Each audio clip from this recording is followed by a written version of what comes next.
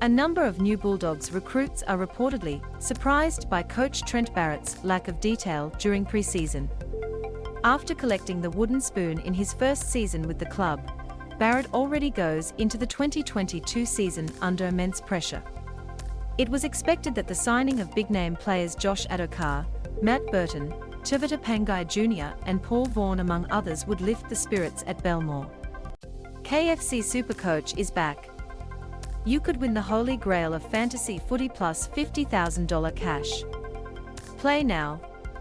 However, it seems that may not be the case, with News Corp journalist Phil Rosefield revealing on NIL 360 that some recruits believes the quality of training during preseason at the Bulldogs is below what they've experienced at rival clubs.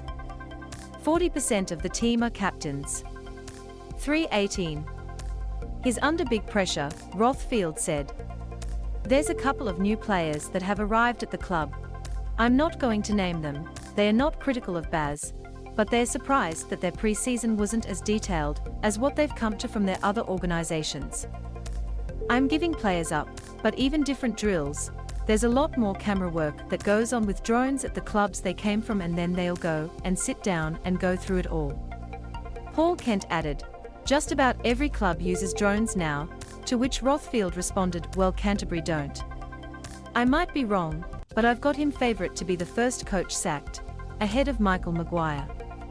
NIL 360 host and former Bulldogs 5/8 Braithen Astor said it was not a good sign, and pressed Rosefield on his claims. Stream every game of every round of the 2022 NIL Telstra Premiership season live, and ad break free during play on KO. New to KO. Try 14 days free now. So you think the players are complaining about the coach already and they just got there, he asked. But Rosefield couldn't give any more detail. They won't do it publicly, he said. Kent backed up Rosefield's reports and also said that he expects football manager Phil Gould to watch how the opening rounds play out before making any moves. I've heard not as much as a complaint, but more that they were surprised that there's not that attention to detail that they are used to, Kent said. I dare say Gus will sit back for 6 weeks and let it all unfold and see what happens. He's just sharpening his sword. Anasta, who admitted earlier that he was concerned that the Bulldogs are still played the same style in the trials, believes there's another issue unfolding at the club, the halves. More NIL news. Manly's potent trio comes down to whoever Turbo passes the ball to. Got our blessing moment. NIL veteran knew his time with Raiders was up. Salary cap. NIL club bosses shock claim on teams rorting the salary cap. Whispers. Dragons target Shark star after bird call. Milford's Knights deal in doubt.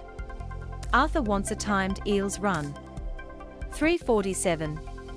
Going off the Bulldogs' last trial against the Sharks, Barrett is expected to name Jake Averillo at halfback, partnering 5/8 Matt Burton.